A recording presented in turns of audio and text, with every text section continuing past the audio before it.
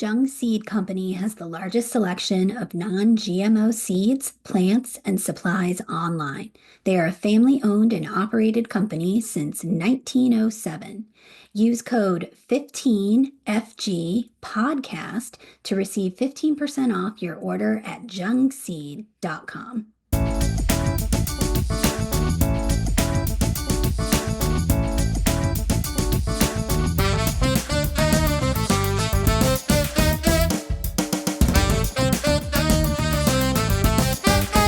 Hello, and welcome to another episode of Let's Argue About Plants, the podcast for people who love plants. But not always the same ones.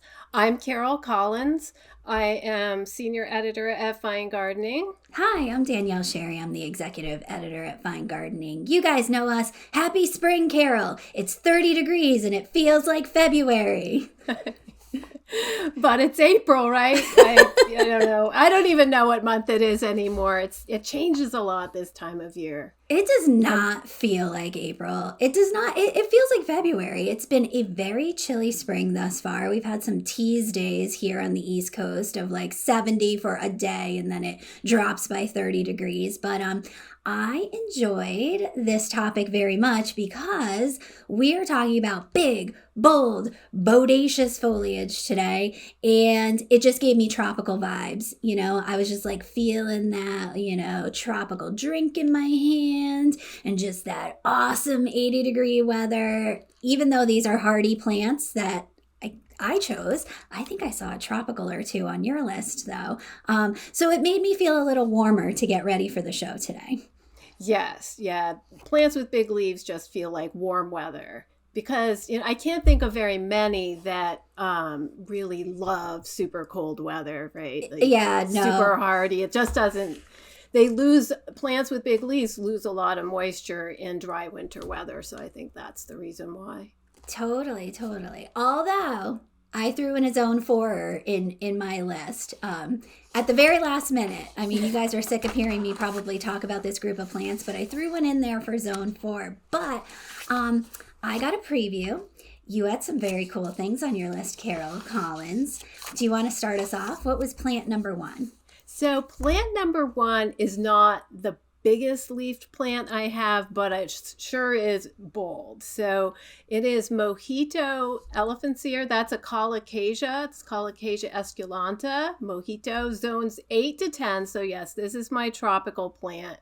But so the elephant ears, we've got colocasias, we've got alocasias. There's some other acacia that I forget.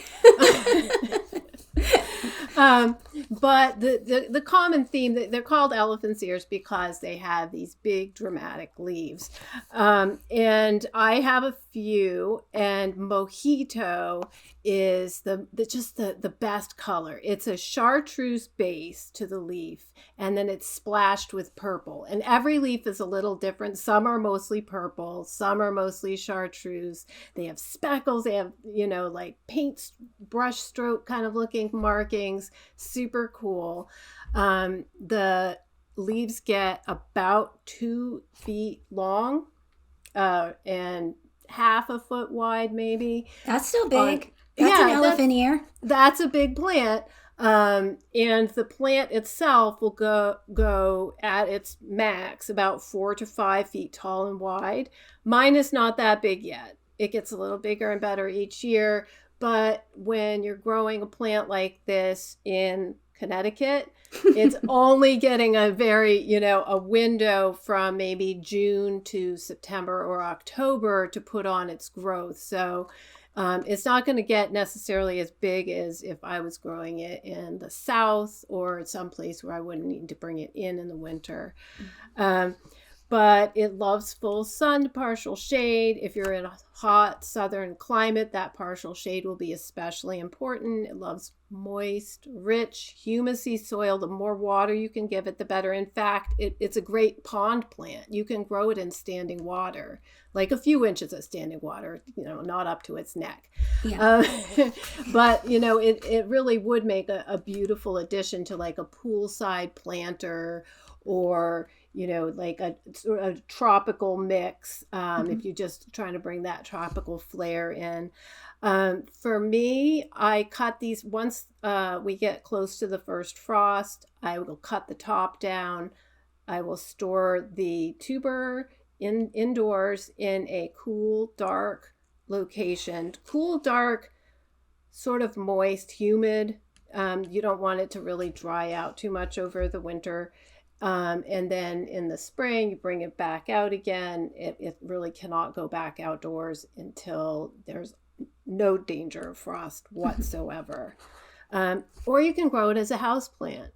You know, if you have it in a container, you can just bring it indoors. And, as long as you keep it watered and it has enough light, it will make it through the winter. Imagining itself to be in a tropical location that never gets cold. So yeah. So you grow it in a pot, in a container. How large of a container are we talking about? I actually grow it in the ground and I dig it up. Oh, but okay. If you're growing it in a container, it does need some space for the roots. So you're talking about like a 5-gallon container. Yep. Probably minimum if you want to get that really big size. Yes. Nice. And it makes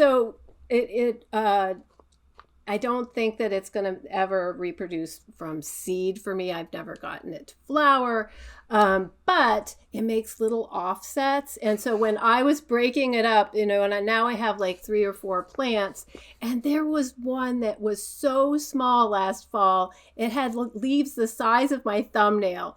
And so I tucked it into a pot with some other elephant's ears, smaller elephant's ears. And it has come through the whole winter and really hasn't gotten much bigger, but it survived. So nice. Yeah, it's just such a neat plant. I don't know. It's and more than just a house plant for me. Especially that foliar variation on the leaves, that's so cool. Like kind of a chartreuse color, but then it looks like somebody splatter painted it with purple, which that's amazing. And backlit too. I feel like over the years we've taken photos of it being backlit and it just stunning, absolutely stunning. So you're a far more diligent gardener than I. We know that I am like the most lazy of gardeners. So I have Thailand giant colocasia, so that's like a big elephant ear, and usually I forget to bring it in before the frost, so the frost zaps it and it turns into a slimy mess. So at that point I hack it down, it's in a pot, I cover it with a black garbage bag and kind of duct tape it so it's super attractive, and then I throw it in my basement. And I will say usually around this time of year, April or so,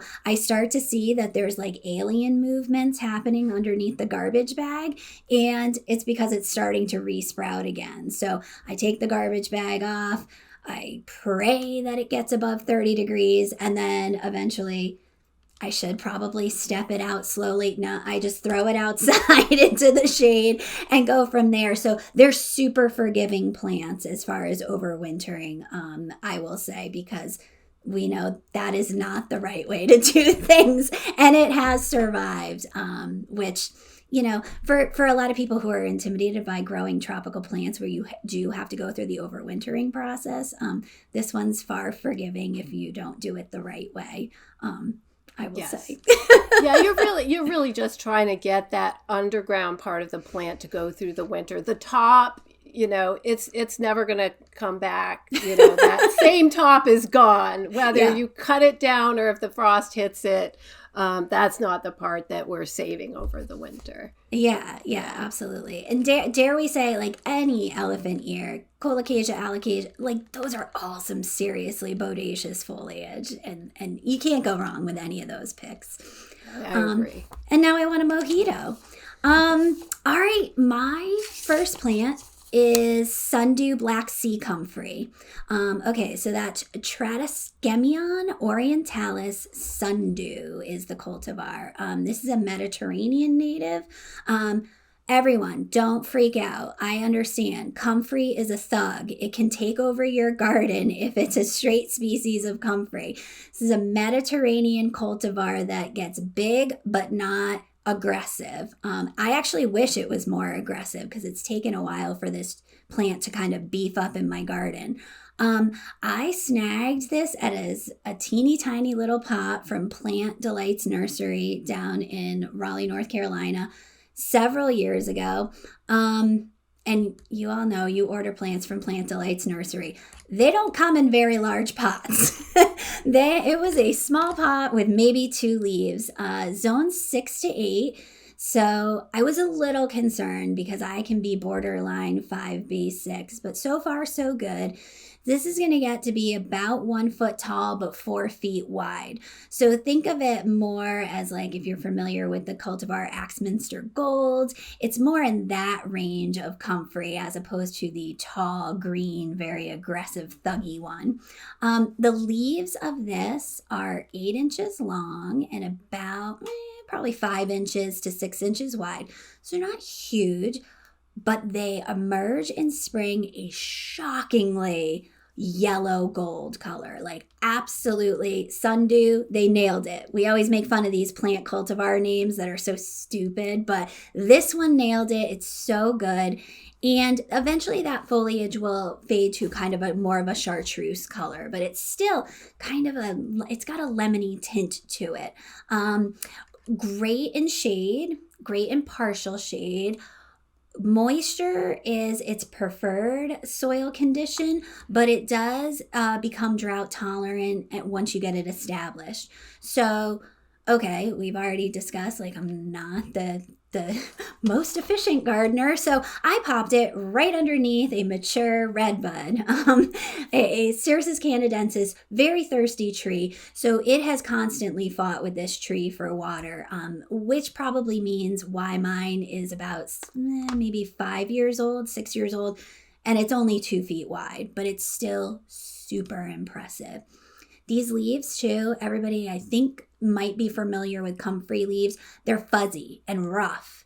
And, you kind of get the idea that, yes, it is going to be deer and bunny resistant because eating that must give them indigestion or something because it's very fuzzy and very rough. The thing I didn't mention, because it's not all about the foliage, but it does bloom, and it blooms in this really specific, interesting way that the blooms appear before any of the foliage does in spring, and it shoots up these teeny tiny blue bell flowers that kind of remind you of Virginia bluebells or maybe a lungwort pulmonaria. And it's kind of shocking because it comes very early for us. I already start seeing the buds are starting to emerge in April here. So, the garden looks desolate right now, but here's these 2 little blue flowers that could. And I know what's to come, which is that really exciting, bodacious yellow foliage. I'm a big fan of Black Sea Comfrey and the cultivar Sundew. It's a winner. It's a winner. If we'll put, obviously, always check our show notes at finegardening.com. Click on that podcast tab, and you'll be able to see photos of all of these plants. And yeah, there's a good photo capturing its bodaciousness there. Carol, have you ever grown comfrey? Not on purpose. That's how amazing it is. Yeah, no, I was part of a community garden where we had a bit of a comfrey problem, but and I've never had the Axminster Gold either. And I remember the conversations among fine gardening staff. It was hotly contended whether that was a cool plant or I think somebody said it looked like a dust mop because it's sort of like a Swiffer sweeper, right? Like it just clings to the ground, So there were strong opinions. I like it. I side on the side of I do like it, I think. Yes, I remember you coming down pro comfrey. Pro comfrey, yay! Yes. Not the aggressive one.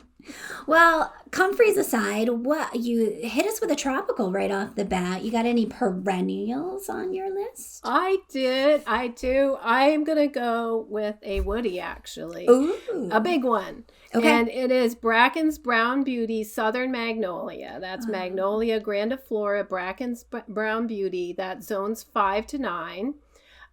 So that's a pretty hardy one.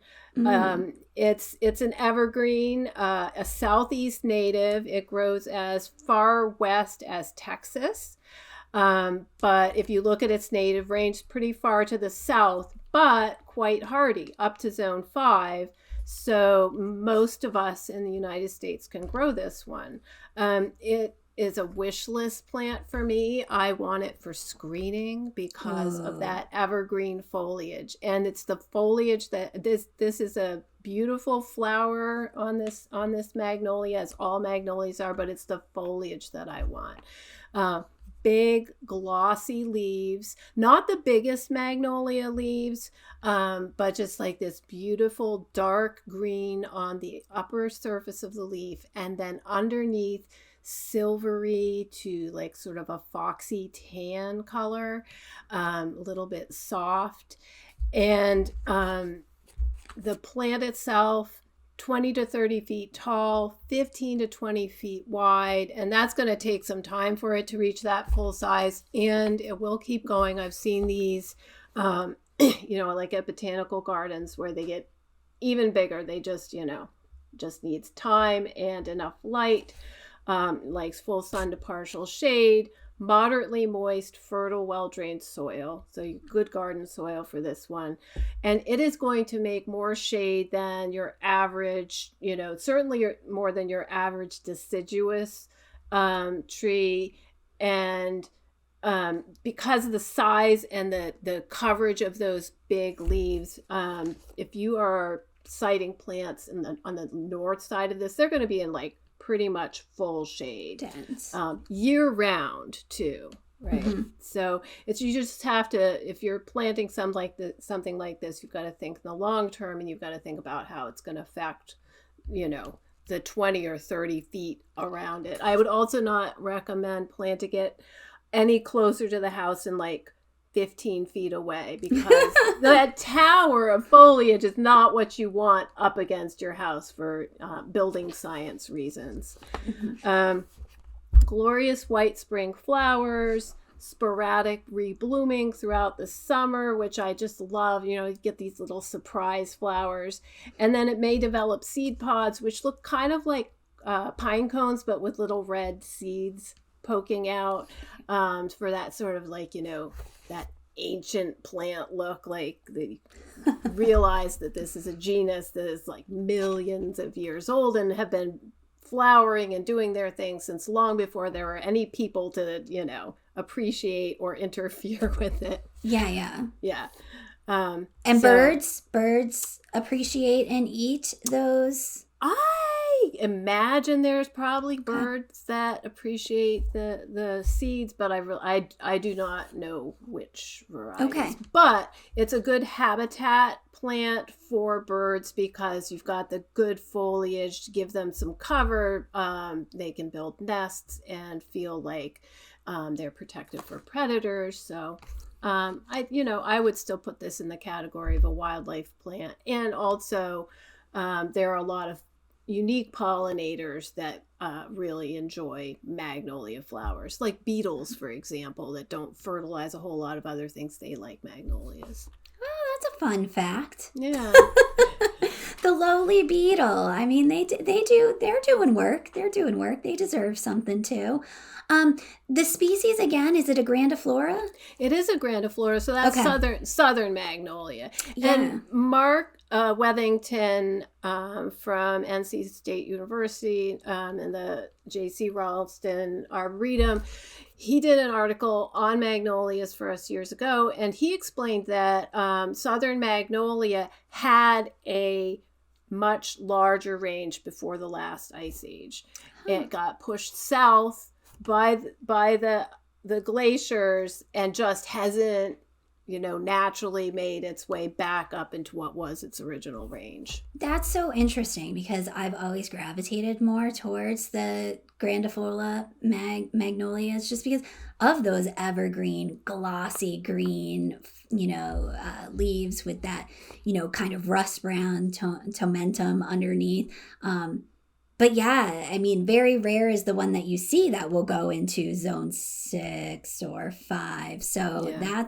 that's awesome. I mean, that's like a zone envy plant come true, right? Like you've Mm-hmm. always loved going down south to see them, and then this one will do better in more northern climes, and has Yes. history there. Yes, and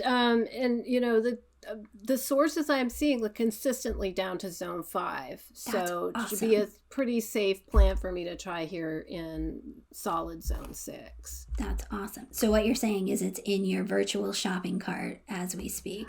I've got the place for it. I think this is my year. Fingers crossed.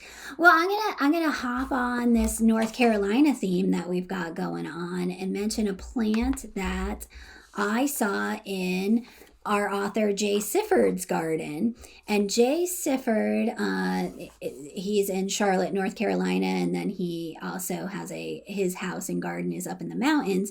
He is the craziest podaholic, podophyllum collector I have ever come across in my life. And you step into his front landscape, which we featured in Fine Gardening, which is, kind of this modern meadow and a lot of color and texture. And then you go to his back area, which I don't ever think that we've featured his back landscape because it is honestly along a stream bed and is packed with so many varieties of podophyllum.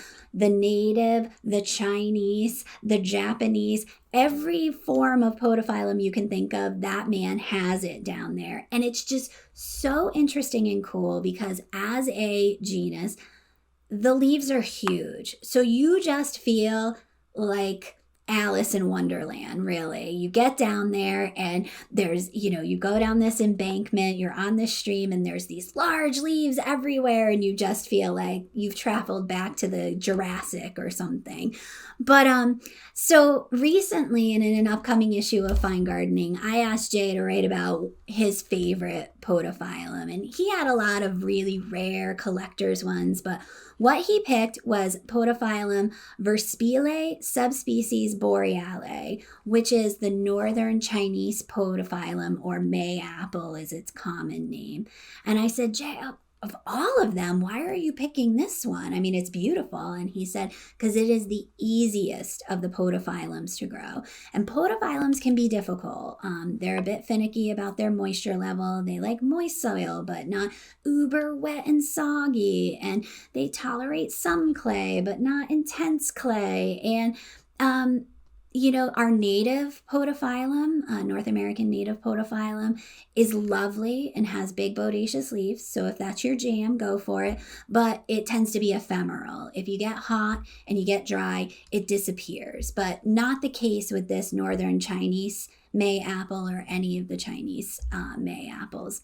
So this thing is just cool. I mean, it's got a giant lobed leaf that's in excess of 18 inches across. So that's just one leaf. So it looks like a glossy green dinner plate that is on these pretty upright, stiff stems and creates this kind of domed umbrella-like appearance to it. The stems are very pale, almost whitish, if you will. So it gives it kind of this ethereal look, but just super, super intense foliage that you see from afar and you beeline to it. In spring, if you kind of look underneath the leaves or lift up the petticoats, you see these beautiful little ruby red lily-like flowers, little lily of the valley-like flowers that are positioned underneath, which if it gets tall enough and if you've got a warm enough spring that it puts on some serious height, you might not have to crawl underneath the plant to actually see them because the plant gets quite tall, can be up to 36 inches tall once it's mature, and about 2 feet wide, 24 inches wide or so. But deer and rabbit resistant, which is also good to note, because I feel like I looked at both of our lists and I think people probably came into this podcast thinking we were going to mention some hostas. And I feel like that's so fraught, right? Because so many things eat hostas that it's so difficult. So I went in thinking, okay, what can we give people that isn't a hosta? And this northern Chinese mayapple or any of the podophyllums really are great choices and good alternatives to a hosta if you're looking for that same intensity in the shade with moderate moisture. Yeah, I will never get large leaves from any hosta. They are eaten by the deer as soon as they get an inch or two tall. So, for me. Right, and that's really super disappointing for people because every time, AI we know is the bane of our existence right now. But if you start typing in large leaf plant, the first thing that's going to come up everywhere is hosta. And so many of us we're out, Cub Scout. We can't grow those. We have deer. Carol, tropical and a woody. Land the plane. What's next? I don't know. An annual? Not yet. Okay. Not yet. Actually, I don't have any annuals. Oh my goodness. Everything is a perennial somewhere in my list this time. Very true. But I'm going to do one. Looks tropical, but it's hardy. Okay. And that is hardy banana, Musa bosju, also called Japanese fiber banana often, or Japanese banana, but it is not native to Japan. It's native to southern China. And somebody messed that up in the historic books there. Well, I think that it moved to Japan before Western folks became aware of it, and so they maybe the people that quote unquote discovered it classified it wrong. Yeah, just were like, well, we saw it in Japan. I don't really know the backstory of how the Japan connection came in, but I do know that it actually does hail from China. But it is hardy to zone 5. This is a banana plant that is hardy to zone 5. In zones 5 to 8, it will die back to the ground in winter. But yes, the roots should make it through, and you should have new stems coming up in the spring. I would say, yeah, right? Amazing. So photos in the show notes.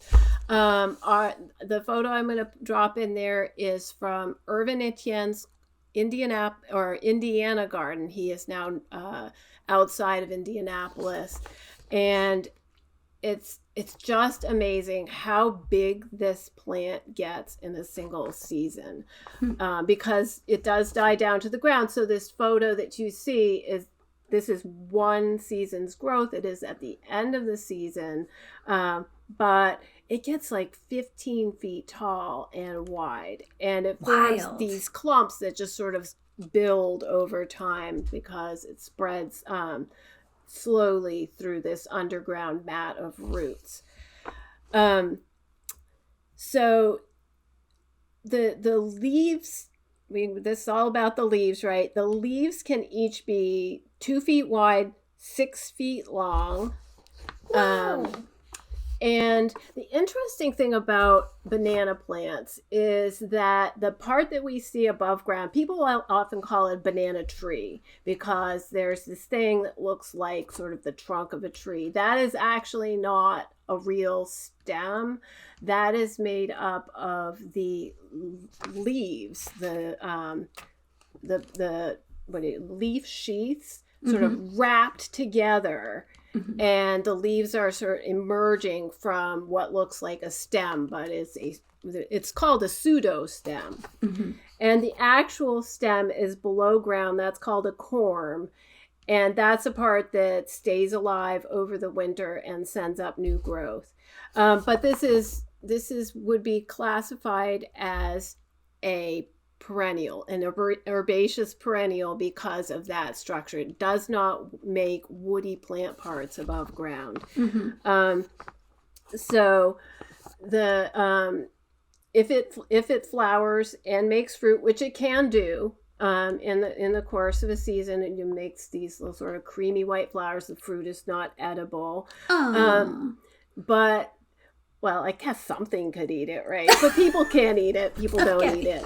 But after it does that, that pseudostem will die. Oh, And okay. and it'll send up new stems, but that one is done. Um, so you really most people are not going to see fruit, though. You really have to have a nice long growing season.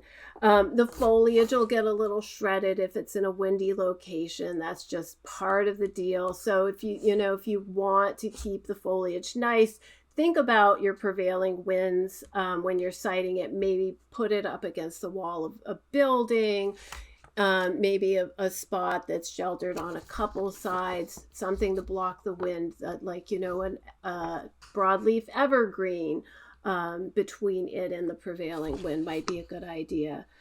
Give it full sun, consistently moist soil, mulch if you're in the colder zones, and then just see what it does. It's just such a cool thing that we could grow a banana plant. I just love it. It's just wild. To be in like northern temperate gardens sometimes and come across this plant on occasion and see it's just wild because I mean, when you see a mature clump, like I'm sure the one that Irvin has, it's like, okay, obviously this is not a plant that was just popped in here in a pot this first season. It's got some bulk and mass, and that's nuts. That's so cool. I'm still bummed you can't eat the bananas, but that's okay. I'll get over it. I will get over it. Irvin has a lot, like that's a good garden. I think maybe we should drop a link to previous articles that he has done, because he is really the master of big bodacious foliage / tropicals in a colder location, don't you think?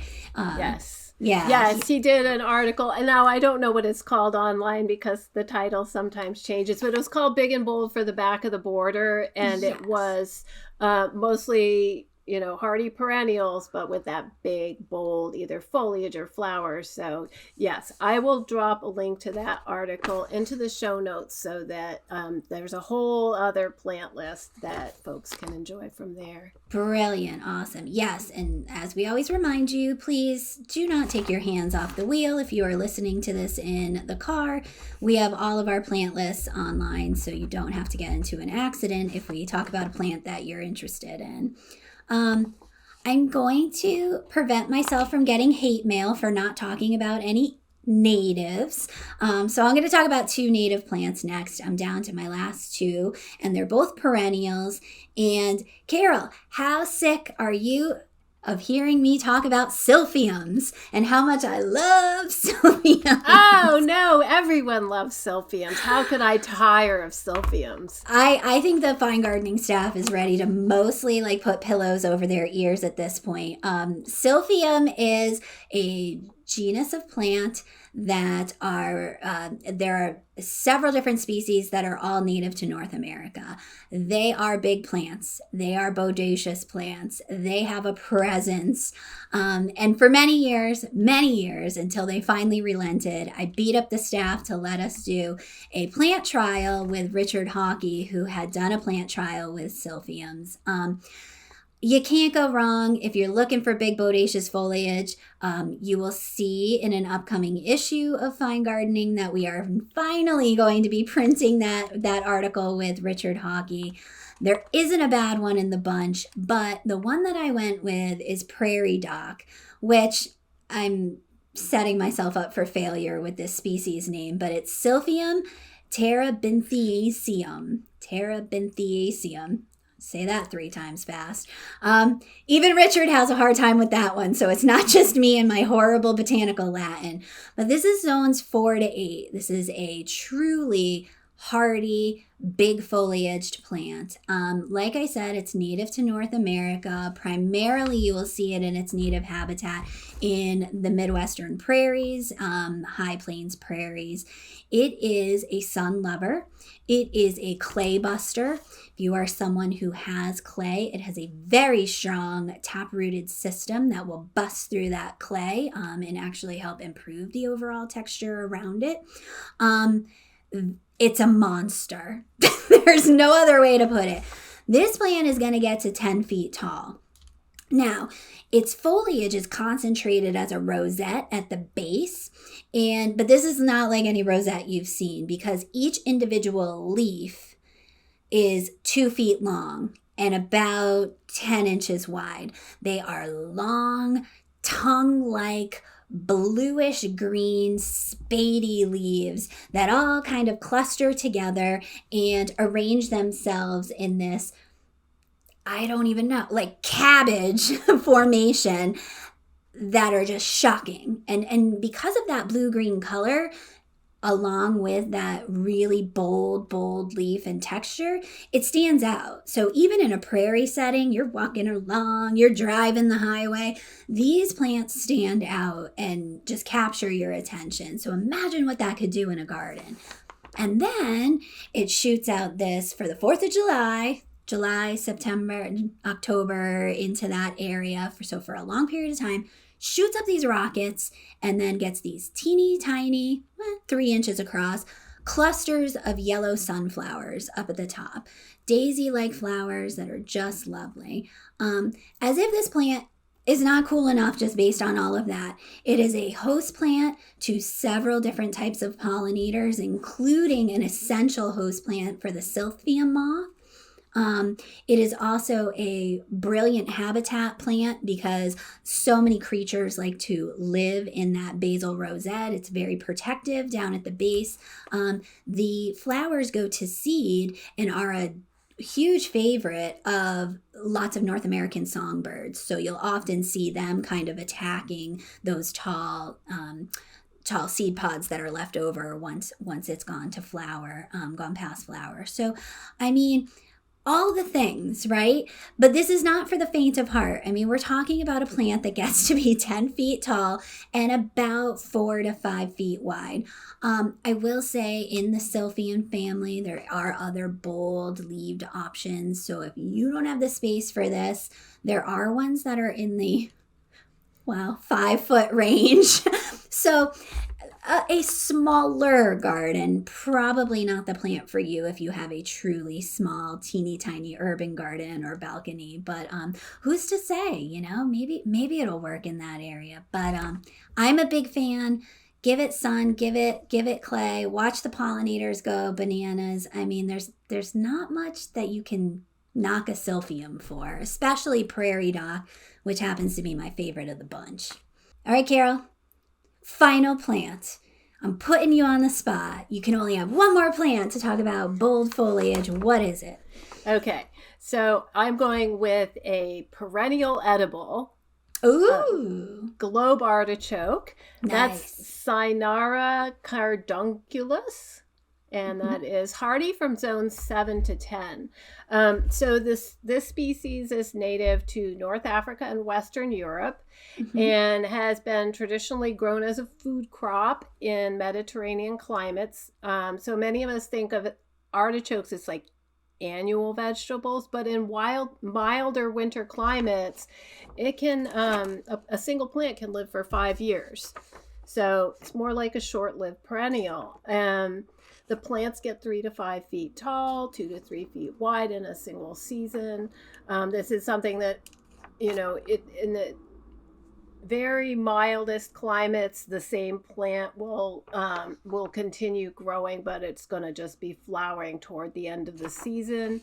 The foliage is so cool. Big, spiky, deeply lobed leaves. That get just enormous, like 2-3 feet long, half as wide, and the big lobes and the little spines at the end kind of looks thistly, and the flower looks thistly too. The part that we eat, the part that you get on pizza or whatever, that's the flower bud before it opens. But if you let them open, they are just spectacular. These giant, fist-sized flowers, the beautiful, beautiful violet color, and pollinators love them. I was reminded how much I love the look of artichokes by a recent article with San Francisco Gardens. And this was the article by Danny Coulter. And one of those San Francisco Gardens, the homeowners, that was their gateway plant. They were growing artichokes in their backyard, and those remained part of their garden design. So I love the idea of a perennial edible. I think that's super cool. Easy to grow, full sun, fertile soil, regular average water. You just need to have enough room because they will, you've got to space them at least 3 feet apart, because they'll get 3 to 5 feet tall, 2 to 3 feet wide. Mm-hmm. But this is going to be so interesting because our expert, I think, coming up is going to talk about cardoon. Mm-hmm. So you mentioned you were inspired by someone in California. Our expert is from the South, and you're up here in New England. So it's very interesting to talk about a plant that has spanned the country and has, really inspired a lot of people. When you say bold foliage, a lot of people think of that because same species, right? Same species. Yes. Yeah. So some people call it cardoon. Some people call it globe artichoke. And there are many cultivars, but cardoons, I think, are generally grown for their stems. You eat the stems. Okay. And artichokes, you're looking for the immature flower buds. Cool. And Carol, given that we have a not the longest of summers sometimes, are you able to get a pretty consistent fruiting cycle off of yours? You have to time it right. And the plant actually needs a little bit of vernalization. So it wants to feel cool in the early part of its growing cycle. And that's what triggers it to bloom later in the summer, as I understand it. So I have had artichokes that only made foliage because either I didn't start them early enough, I didn't get the vernalization right. But, I think if you're growing it for the foliage, don't worry about it. Just, grow it for the foliage. But if you want to grow it for the vegetable part of it, you want to do some reading and really, try to tune that in to get it to flower before the end of our very short growing season. Yeah. So cool and so beautiful. That silvery foliage is just shockingly beautiful because not only does it have a big bold leaf, but then it's also got that added sparkle because it's silvery gray. Yes, awesome. That's the color is what stands out in the landscape almost as much as the size and the texture of it is that silvery color. Beautiful. Again, reminder, go to those show notes, see these beautiful photos we have. All right, last plant for me, I feel like could be confused with a podophyllum, but is actually a native to California and Oregon, and that is umbrella plant, otherwise known as Darmera peltata.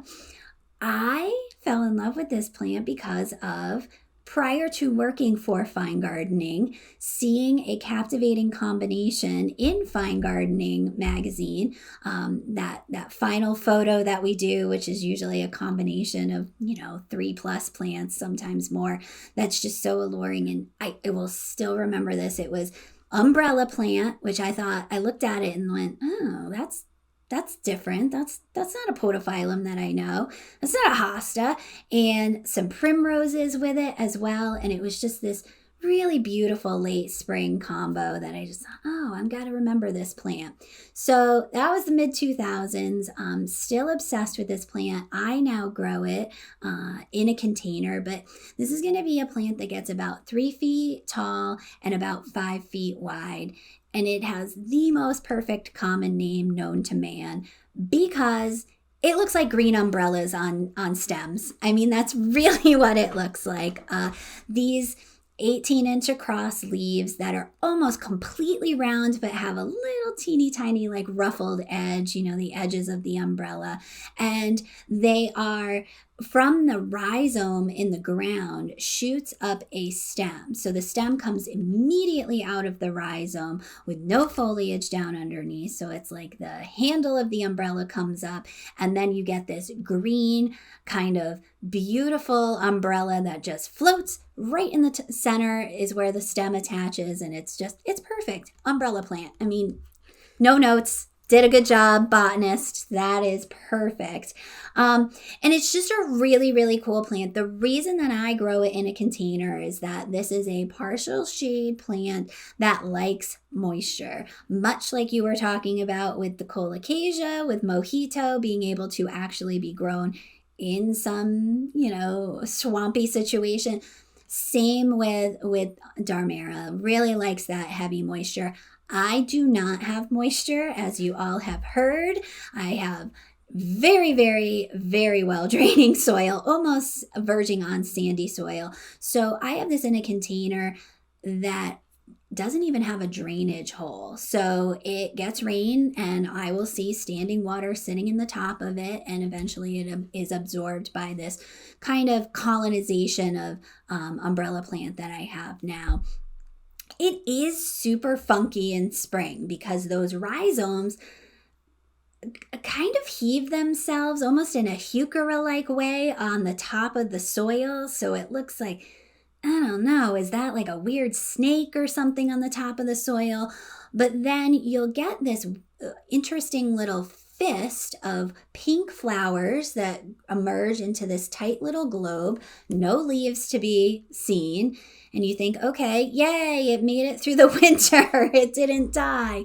And that dies off quickly. You will see so many interesting little early pollinators flocking to that flower cluster because it is one of the first things to bloom in my garden. And then it just dies off and you think, all right, well, what's going on now? And then all of a sudden it starts shooting up these umbrella handles and the leaves unfurl. It's a really, really beautiful plant. I really like it in the situation that I have it. I think if you are somebody who has moist soil and could grow this in the ground, it would reach its full potential, which is, 5 feet across. It would make this kind of colony, if you will. If you're somebody who's always been attracted to petasites, but that is super, super aggressive, borderline invasive. This would be a good native substitute for that plant. I also probably should say that it is zones 5B6 to zone 8, like a very narrow window of zonal ranges, but just really cool. Very, very cool. Love the umbrellas. And now, because everything sounds better with a British accent, here's Peter to talk about his favorite huge plant. Hello, and welcome back to Garden Tales with Peter, your favourite English gardener. Monty Don's got nothing on me. Today, I'm excited to take you on a little journey through my own backyard, where things get a little prehistoric. I was beside myself when Danielle told me the theme of today's episode, for one very good reason. You see, my absolute favourite big-leafed foliage plant is Gunnera manicata. And let me tell you, it's like having a slice of the Jurassic period right outside my back door. Yes, I know it's not 100% hardy in my Connecticut garden, but after seeing it in all its enormous glory out in Seattle, I knew I had to do everything in my power to have it. And yes, my wife does question my sanity every fall when she sees me constructing the protective burlap shelter around the crown, but it's all worth the effort. The first time I planted a Gunnera, I had no idea just how massive it would get. Now, every summer, those giant leaves, easily 6 or 7 feet across, turn my garden into something straight out of Walking with Dinosaurs. It's not just a plant, it's a statement. When it's in full swing, I can't help but feel like I've brought a piece of ancient history to life. And here's the fun part. I could always make a joke when people come to visit and say that my Gunnera is about the size of Wembley Stadium. All right, maybe that's a slight exaggeration, but when you stand next to it and those huge leaves are towering over you, it feels as though I've squeezed an entire football pitch into my garden. It's absolutely colossal. There's just something about Gunnera that captures the imagination. When I'm out there watering or just admiring the sheer size of it, I half expect a pterodactyl to swoop down and perch on one of the leaves. It's that otherworldly. If you're ever looking to add a touch of the prehistoric, or a nod to a prehistoric football pitch, to your garden, or just want to feel like a tiny explorer in your own Jurassic Park, Gunnera is definitely the way to go. Trust me, you'll never look at your garden the same way again. I love, Carol, that Peter zoned in on Gunnera being a rhubarb, and then he sent us an obscure poster from a British movie called Rhubarb from the 70s. That's fantastic. I'm going to have to see this movie. I mean, I got to look this up on Amazon. It must be on Amazon Prime. So, all right, everyone, you not only got Peter's favorite bold plant, but you also got a movie recommendation from the Brits in the 70s, Rhubarb. If we don't get in copyright trouble, we'll throw this on the video version of the podcast. All right, we've got an expert from an area that's a little bit warmer than our area. So let's see what he has to say about big boldaceous plants. Hello, this is Andy Pulte from the University of Tennessee. I'm also one of the contributing editors to Fine Gardening magazine, and today I've been asked to talk a little bit about foliage that's big and bold and beautiful in the garden. And when I got this topic, I was excited because as I teach people about landscape design, as Fine Gardening teaches people about how to improve their gardens, how to make their gardens an even more beautiful space.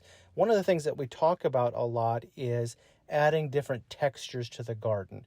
And if you add a bold textured plant and a fine textured plant and maybe a medium textured plant, as you pay attention to those things, it really is a way to make your garden work. And so this topic of big, bold plants is near and dear to my heart because it is one of the ways that we can really make our garden really stand out from year to year, to not just pay attention to flower power, but also to pay attention to the texture of the plants that we're bringing into our garden.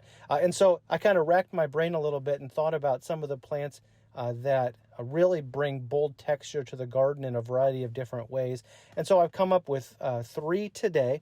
The first one I thought of was the cardoon. Now, many people know the cardoon. It is kind of like a hybrid between an artichoke and a big weedy thistle, but it is one that's beautiful in the garden.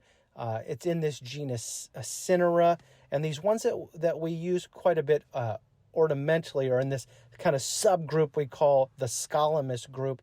But really the big deal is that this has huge thistle-like silver foliage, white veins, almost like celery, with big silvery winged foliage on the top of that can look spiky, but overall the plant is not that wicked in the garden. And then by the end of the season, this thing is topped off with a beautiful thistle-like flower that is so attractive to different pollinators. They love it. Now, I'm in zone 7 in Tennessee, and I have had this over winter in my landscape and come back, for a couple years, but you can take offsets off of it and propagate those quite easily. It is probably a little bit big for most containers. It really is a plant that will show itself off mixed into an annual border as part of an annual display, or even in a perennial border. It can be quite attractive, but just know that it needs to be mixed with other textures of plants. So just give that one a search on the search engine, the cardoon, Cardoon. It is a great plant. And the second one I thought about is, number one, just this genus of ficus. There are so many bold textured ficuses that are easily available to the garden, like the rubber tree, Ficus elastica. Well, you can go to a big box store, you can go to a local garden center, you can go to a houseplant store, and you can buy, fairly inexpensively, a small cutting of some of the bold-leaved ficuses that are out there, add them to a container, especially a shady container in a lot of cases, and have a good bold textured plant that you can then dig up and bring it in as a house plant, or just let it go. Let it go for the winter time if you're in a colder zone. But there's one in particular that I've really fallen in love with, and it is Ficus auriculata. A lot of times this is called the elephant ear fig tree, or even roxbury fig. You might hear it called roxbury fig, just to repeat that. But it is very tropical looking. It's a giant leaved ficus. You might have to hunt for it just a little bit. I have seen this be hardy up to about zone 8 in a protected area. It's probably listed as a zone 9, but protected areas, zone 8, you might get away with it. But this is a giant, shiny leaved ficus that you can add. In particular, the first thing that I think of is putting this in a container would be a great idea. And it just kind of sprawls all through the container. I can picture already different flowering annuals weaving through the bold texture of this plant. And so do yourself a favor, look that one up, Ficus auriculata, a great plant. See if you can get your hands on that one, in particular for your containers. My last one that I want to talk about is a plant that I've been playing with, even growing from seed over the last couple years, is a Schaefflera de Levi. Now, if you're gonna Google that, that's how you're gonna find it. Schaefflera de Levi, the Chinese Schaefflera it's often called. And I need to be just honest with you, they've changed the genus of this. It's been moved into this Heptaplorum genus, and so don't get confused by that. But if you're gonna put it in a search engine, you're probably gonna be best suited by putting in Schaefflera de Levi, Delavyi is how you spell that genus. It is a giant leaved, kind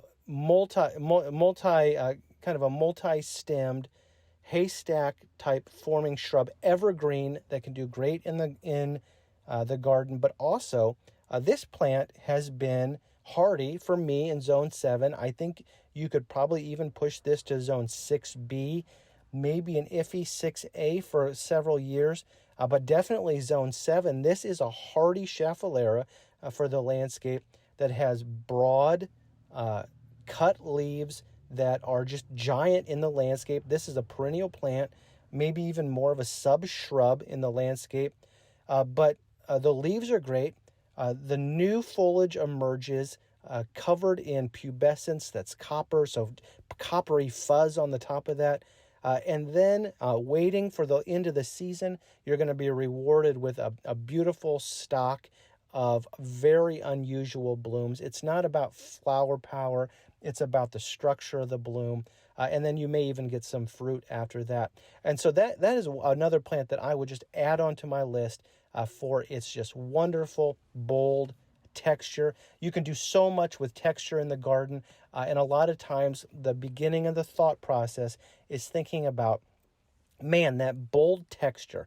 How can you can get past the very common, the elephant ears, these kind of things that have big, bold texture, to add some of these other plants into your landscape that can bring the same kind of focal points to the containers that you're using in your garden, to the way that you're putting your landscape together, from perennial landscapes even to just temporary landscapes, how you're doing that. And I have had so much fun talking today about these bold textured plants. Keep up with everybody at Fine Gardening at finegardening.com, and I hope that everybody has a great day. All right, well, so it was cool to hear Andy talk about cardoon, but that Schaefflera, ooh, I think yes, that's a plant. It is. That's kind of like one of those hot topic plants that, people in the know are really into Schaeffleras. Seriously. Well, thank goodness we got Andy. He makes us look cool. All right, we'll talk to you guys next time.